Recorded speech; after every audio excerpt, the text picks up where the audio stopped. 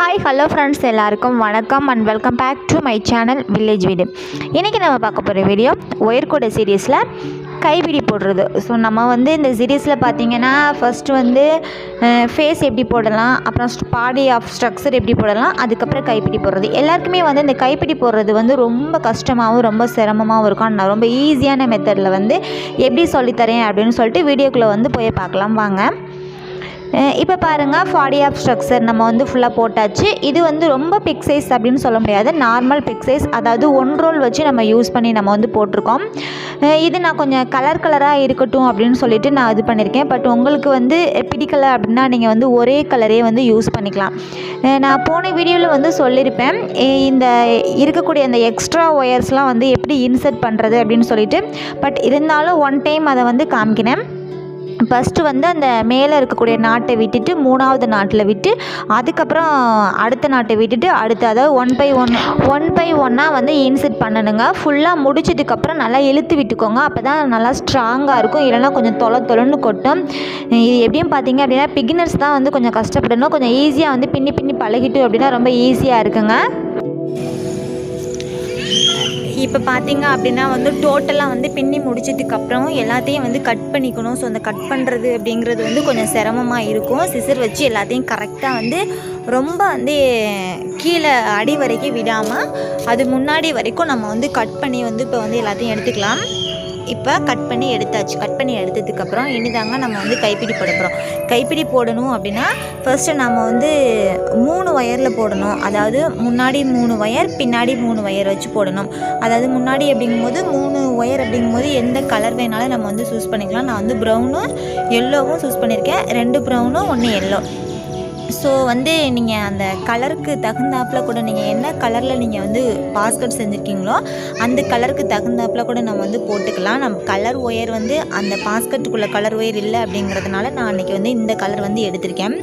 இப்போ நம்ம சென்டர் பொசிஷனில் தான் நம்ம கைப்பிடி போடணும். ஸோ அந்த லெஃப்ட் சைடும் சரி ரைட் சைடும் சரி கரெக்டாக வர்ற மாதிரி போட்டுக்கணும். அப்போ பார்த்திங்க அப்படின்னா நீங்கள் அந்த நாட்டை கூட கவுண்ட் பண்ணிக்கலாம். கவுண்ட் பண்ணிக்கிட்டு சென்டர் பாயிண்ட்டாக வர்ற மாதிரி, ரொம்பவும் மேலே இருக்காமல் ரொம்பவும் கீழே இருக்காமல் சென்டராக இருக்கிற மாதிரி நம்ம கைப்பிடி பார்த்திங்கன்னா நீளமாக போடணும். அப்படிங்கிறதுனால அந்த ஒரு நாட்களை விட்டு நம்ம ஃபுல்லாக விட்டது எல்லாத்தையுமே நம்ம சரியாக கரெக்ட் பண்ணிக்கணுங்க. ஸோ நம்ம கரெக்ட் பண்ணிக்கினா தான் நமக்கு நல்லா வரும். அப்படி இல்லை அப்படிங்கிறதுனால கொஞ்சம் முன்னையும் பின்னையும் கொஞ்சம் தொழுன்னு இருக்கும்.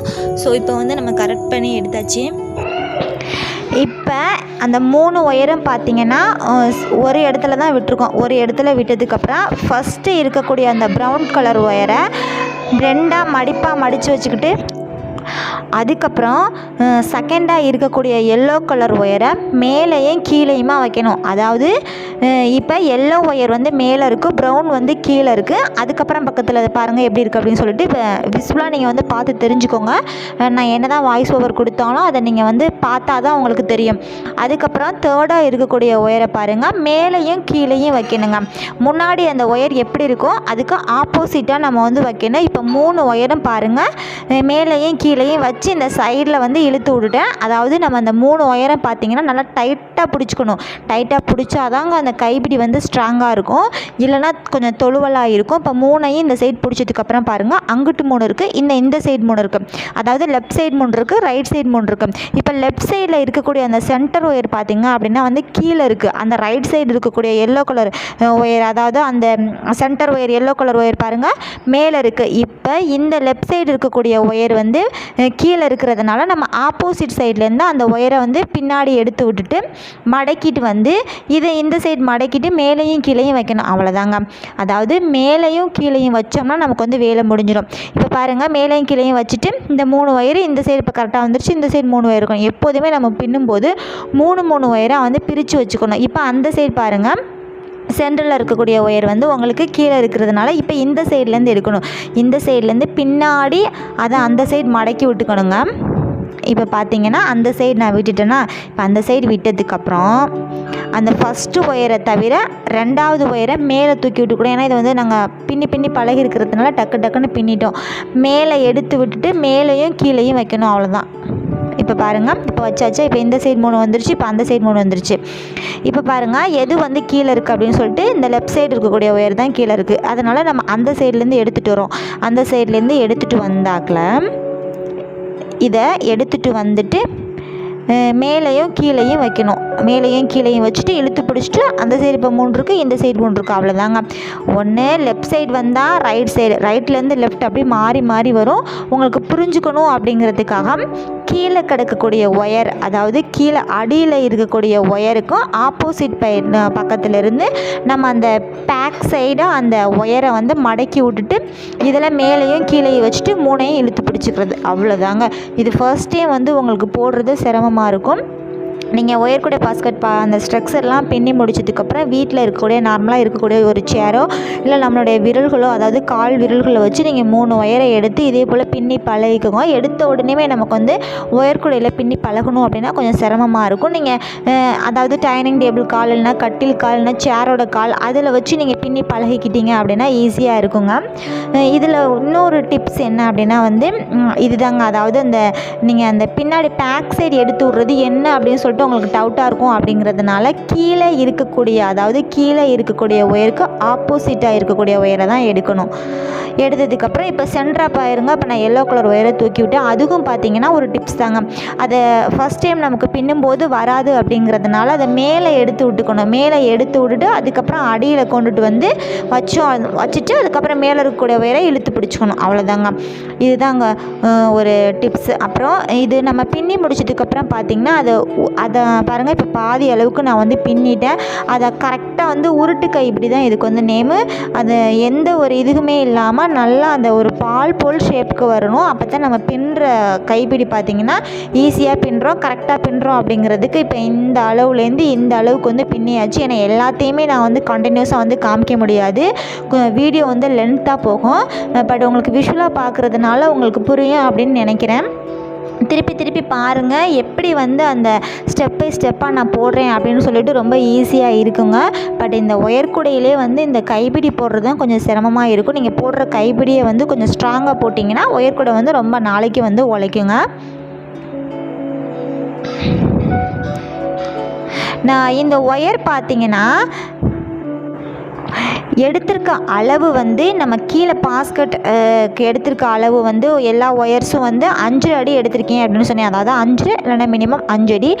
இதுக்கு வந்து நீங்கள் கைப்பிடிக்கு வந்து 5 அடி எடுத்துக்கோங்க. அங்கே 5 அடி எடுத்தால் இங்கே 5 அடி எடுத்துக்கோங்க. ஏன்னா வந்து கைப்பிடி வந்து நீளமாக வரணும் அப்படிங்கிறதுனால, கொஞ்சம் லென்த்தாக இருக்கணும் அப்படிங்கிறதுனால கொஞ்சம் அளவு வந்து எக்ஸ்ட்ரா எடுத்துக்கிட்டால் நல்லதாக இருக்கும்.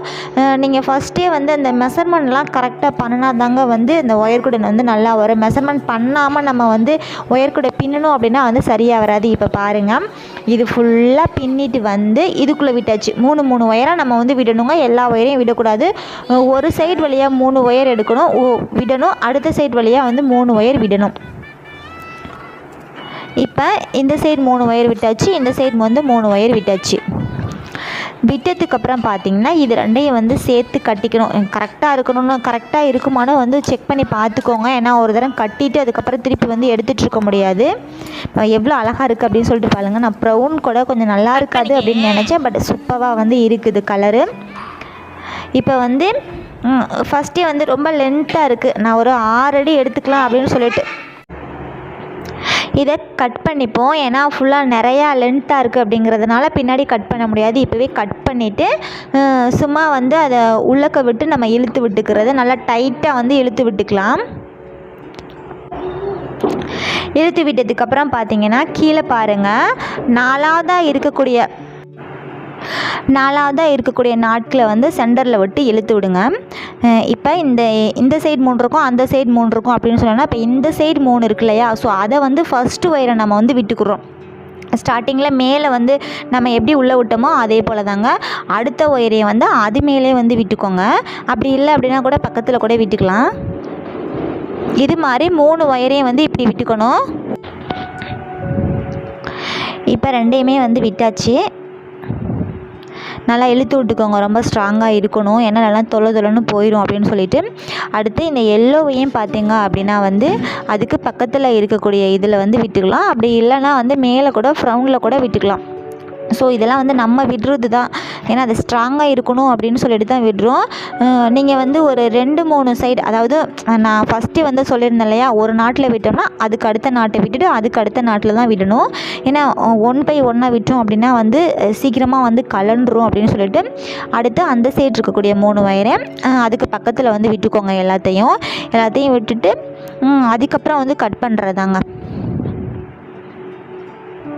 ஸோ அது மடங்கி வந்து இருக்காமல் அதை வந்து கரெக்டாக பார்த்துக்கணுங்க. ஸோ அதை அந்த மடங்கி இருந்ததுன்னா வந்து பாஸ்கெட் வந்து ரொம்ப அழகாக இருக்காது. இந்த சைடு 3 அப்படின்னா வந்து அந்த சைடு 3, இதை வந்து நேராக விட்டுக்கோங்க. அதை கூட கொஞ்சம் கிராஸில் விட்டுக்கலாம், ஏன்னா அது பார்க்குறதுக்கு அழகாக இல்லை அப்படின்னு சொல்லிட்டு இதை வந்து கிராஸில் விட்டுக்கலாம். நம்ம எல்லாத்தையும் 1 பை 1 வந்து விடணும். இதுவும் அப்படி தான். ஏன்னா ரொம்ப ஷார்ட்டாக தான் நான் எல்லாமே வந்து கட் பண்ணி போட்டிருக்கேன். இல்லை அப்படின்னு சொன்னால் ரொம்ப வீடியோ வந்து லென்த்தாக போகும், யாரும் வந்து பார்க்க மாட்டீங்க. அந்த பாஸ்கெட் பின்னுறதுக்கான இன்ட்ரெஸ்ட்டே வந்து உங்களுக்கு வந்து இல்லாமல் போயிடும். அப்படிங்கிறதுனால ரொம்ப ஷார்ட்டாக வந்து எல்லாத்தையும் வந்து கட் பண்ணி போட்டிருக்கேன். ஏன்னா ஒரு சப்ஸ்கிரைபர் வந்து கேட்டிருந்தாங்க, நீங்கள் ஃபுல்லாகவே வந்து காமிக்கலை, நீங்கள் வந்து சீட் பண்ணுறீங்க அப்படின்னு சொல்லிட்டு ஃபுல்லாக வந்து காமிச்சேன் அப்படின்னா வந்து ரொம்ப பொறுமையாக சொல்லணும்னா கண்டிப்பாக வந்து 1 ஹவர் ஆகுங்க. ஸோ 1 ஹவர் வீடியோ வந்து யாருமே வந்து வாட்ச் பண்ண மாட்டீங்க.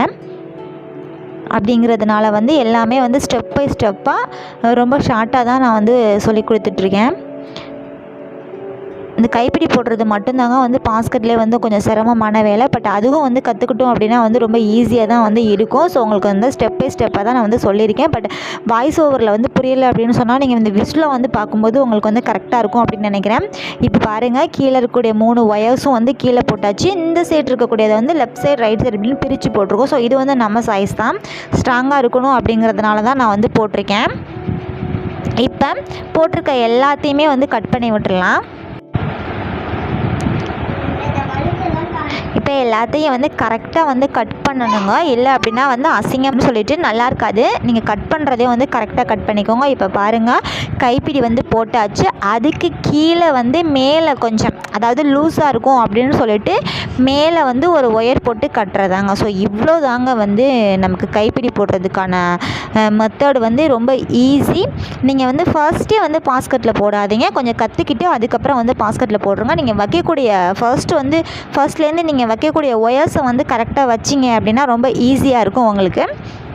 பட் அது ஃபஸ்ட்டே நீங்கள் விட்டுட்டீங்க அப்படின்னாலும் வந்து கரெக்ட் பண்ணிக்கோங்க, ஃபர்ஸ்ட்லேருந்து வந்து பின்னிக்கோங்க. ஏன்னா சென்டரில் வந்து கொஞ்சம் கன்ஃபியூஷனாக இருக்கும் அப்படின்னு சொல்லிட்டு இந்த 2 ஒயர் பார்த்தீங்க அப்படின்னா சும்மா நார்மலாக போட்டு நம்ம வந்து கட்டுறது. ஏன்னா கைப்பிடி இப்படி லென்த்தாக இருக்கிறதுனால கொஞ்சம் அது கட்டாமல் விட்டோம் அப்படின்னா வந்து கொஞ்சம் முன்னையும் பின்னையும் போயிட்டு வரும் அப்படின்னு சொல்லிடுதாங்க. அவ்வளோதான். இந்த கலர் வந்து சூஸ் பண்ணுறத வந்து நல்ல கலராக வந்து சூஸ் பண்ணால் நல்லாயிருக்கும். ஸோ நீங்கள் வந்து பார்த்தீங்க அப்படின்னா வந்து வெறும் 1 ரோல் வந்து 40 ரூபாய் வச்சுட்டு நீங்கள் வந்து 200 ரூபாய் வந்து ஒயர் கூடைய வந்து ரொம்ப சூப்பராக வந்து ஈஸியாக வந்து நமக்கு பிடிச்ச கலரில் வந்து நம்ம பின்னிக்கலாம். ஸோ நம்ம கையால் வந்து பின்னுறது அப்படிங்கிறதுனால வந்து ஸ்ட்ராங்காக இருக்கும்.